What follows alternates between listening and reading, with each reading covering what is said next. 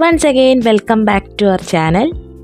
ഇന്നത്തെ ദിവസത്തിൻ്റെ പ്രത്യേകത ഒട്ടുമിക്ക ആളുകൾക്കും അറിയായിരിക്കും. ഇന്നാണ് ചരിത്രപ്രസിദ്ധമായ ചെട്ടികുളങ്ങര കുംഭഭരണി.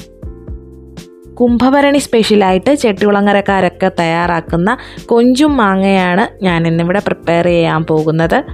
അപ്പോൾ അതിൻ്റെ ഇൻഗ്രീഡിയൻസ് ഏതൊക്കെയാണെന്ന് നമുക്ക് നോക്കാം.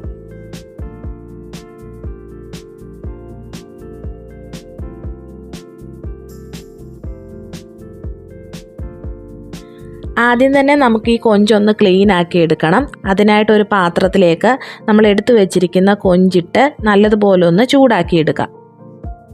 ഞാനിവിടെ ഏകദേശം 2 കപ്പ് ഉണക്കക്കൊഞ്ചാണ് എടുത്തിട്ടുള്ളത്.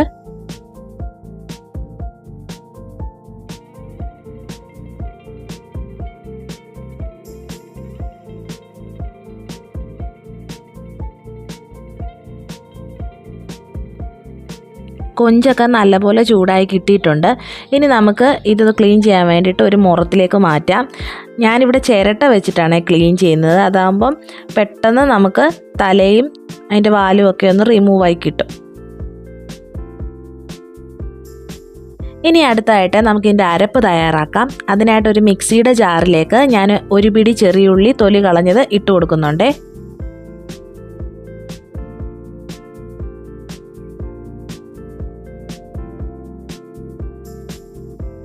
അടുത്തായിട്ട് ഒരു തണ്ട് കറിവേപ്പില ഇട്ട് കൊടുക്കാം. ഇതിലേക്ക് 1/4 ടീസ്പൂൺ മഞ്ഞൾപ്പൊടി, 1 ടേബിൾ സ്പൂൺ മുളക് പൊടി, 1/2 ടീസ്പൂൺ മല്ലിപ്പൊടി എന്നിവ ചേർത്ത് കൊടുക്കാം. ഇനി ഇതിലേക്ക് 1 കപ്പ് തേങ്ങ ചിരകിയത് കൂടെ ചേർത്ത് നല്ലതുപോലെ ഒന്ന് ചതച്ചെടുക്കാം.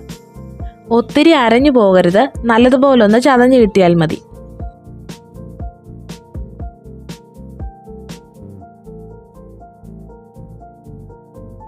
ഇതൊരു ട്രഡീഷണൽ ഐറ്റം ആയതുകൊണ്ട് തന്നെ ഞാൻ മൺചട്ടിയിലാണ് തയ്യാറാക്കുന്നത്. മൺചട്ടി ഇല്ലയെന്നുണ്ടെങ്കിൽ ഒരു സാധാരണ കടായി ആയാലും മതി. ഏത് പാത്രത്തിലാണോ കൊഞ്ചുമാങ്ങയും തയ്യാറാക്കുന്നത് അതിലേക്ക് നമുക്ക് കഴുകി മാറ്റി വെച്ചിരിക്കുന്ന കൊഞ്ചിട്ട് കൊടുക്കാം.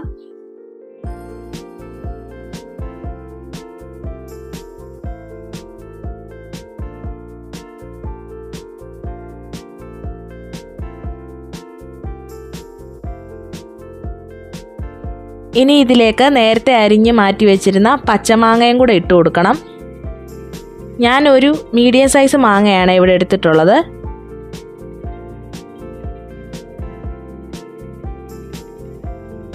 അടുത്തായിട്ട് നമുക്ക് നടുവേ പിളർന്ന് വെച്ചിരിക്കുന്ന പച്ചമുളക് ഇട്ട് കൊടുക്കാം. ഞാനിവിടെ 5 പച്ചമുളകാണ് എടുത്തിട്ടുള്ളത്.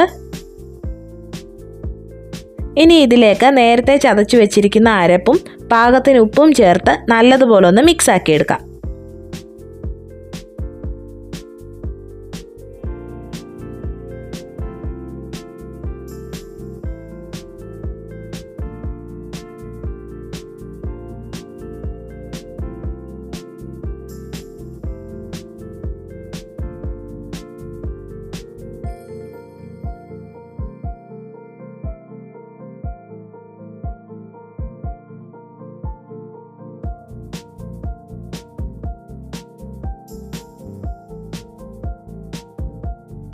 എല്ലാം കൂടെ നല്ലതുപോലെ മിക്സ് ആക്കി എടുത്തിട്ടുണ്ട്. ഇനി ഇത് നമുക്ക് ഒരു ലോ ഫ്ലെയിമിൽ വെച്ച് ഒരു 10-15 മിനിറ്റ് കുക്ക് ചെയ്തെടുക്കണം.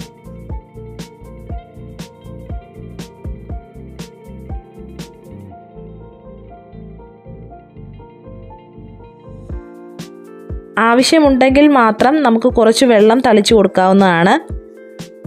മാങ്ങയൊക്കെ നല്ലതുപോലെ വെന്തുടഞ്ഞ് വരുന്നിടം വരെ നമ്മളിത് കുക്ക് ചെയ്തെടുക്കണം. അധികം വെള്ളം യൂസ് ചെയ്യാത്തത് കൊണ്ട് ഇത് അടുക്കി പിടിക്കാനുള്ള സാധ്യതയുണ്ട്. അപ്പോൾ ഇടയ്ക്കിടയ്ക്ക് നമ്മളിതൊന്ന് ഇളക്കിക്കൊണ്ടിരിക്കണം.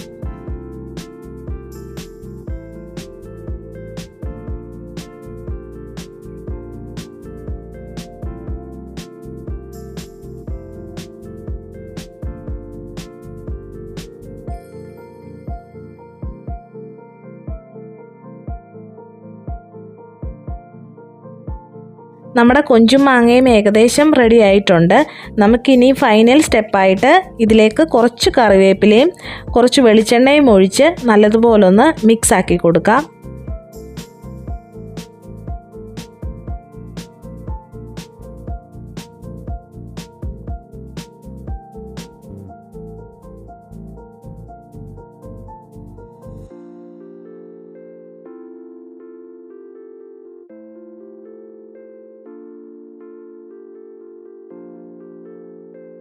ഇനി ഇത് ഫ്ലെയിം ഓഫ് ചെയ്ത് ഒരു 10 മിനിറ്റെങ്കിലും അടച്ചു വെക്കണം.